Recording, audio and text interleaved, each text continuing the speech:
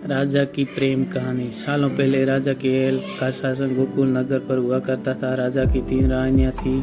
राजा अपनी तीनों पत्नियों से सबसे ज़्यादा पहली पत्नी को प्यार करता था, क्योंकि वो खूब सुंदर थी। उसी सुंदरता के कारण राजा दूसरी और तीसरी पत्नी पर ध्यान नहीं दे पाता था।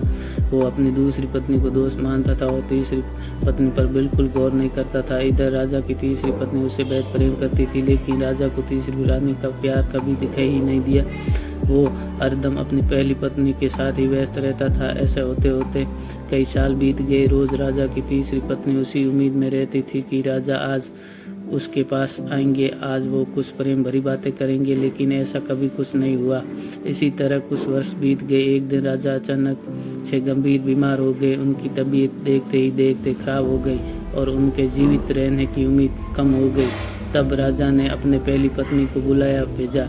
राजा की पहली पत्नी राजा के पास आई तो राजा ने उसे पूछा कि मेरे जीवित रहने की संभावना बहुत कम हो गई है और मैं भगवान के पास अकेला जाना नहीं चाहता हूँ, क्या तुम मेरे साथ चलोगी?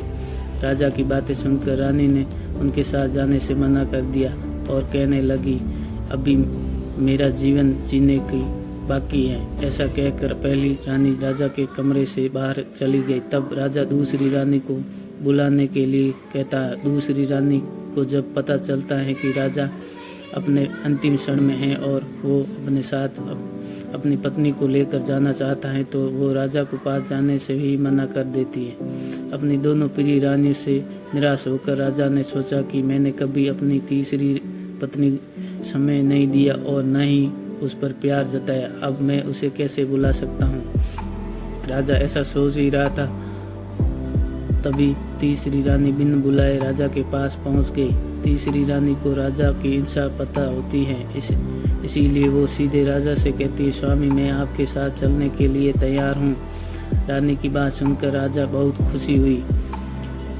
साथ ही उन्हें ये निराशा भी हुई कि उसने सारी जिंदगी उस रानी से ठीक तरह से प्यार नहीं जताया, लेकिन उसी मुश्किल सबसे ज़्यादा प्रेम करती है।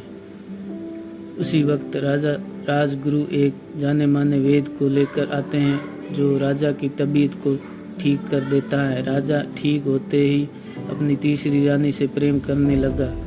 हमेशा अपने करीब राजा ने अपनी तीसरी रानी को ही रखा और दोनों खुशी खुशी राजमहल में जीवन जीने लगे।